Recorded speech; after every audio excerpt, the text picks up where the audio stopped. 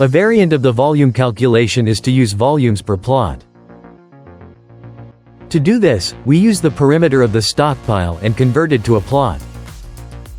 And we compare the surface we have of the current terrain of the stockpile with a surface that represents the base of each plot. A surface generated by triangulating the perimeter of each stockpile as a break line. We compare these surfaces by plot. The first thing we do is to create the plot. Reading the drawing, we create all the plots, using the perimeters.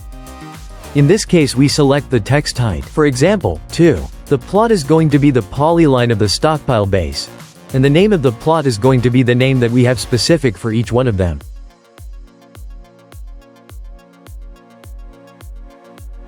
This will allow us to convert all the perimeters into plots. Once the plot has been generated, we proceed quantity takeoff. Volume by plots. In this section we specify the cell size we are interested in. OK. Select the base terrain, the base of the plot and the current terrain. Showing the list of the volume for each of the plots in both cuttings and fillings. In this case we are only interested in the fill volume. We accept, OK.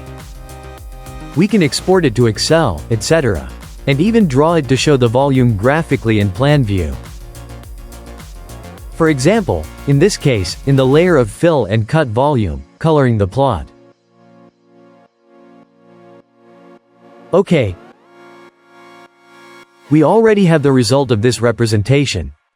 And we have a legend where we can check the different heights that we can find in fill and cut volume. Now we can verify the different stockpiles and the differences in height. For example, stockpile 120 corresponds to plot 120. Here it shows 5 and a bit meter, and so on. In a graphic way we can see the calculation of the stockpile.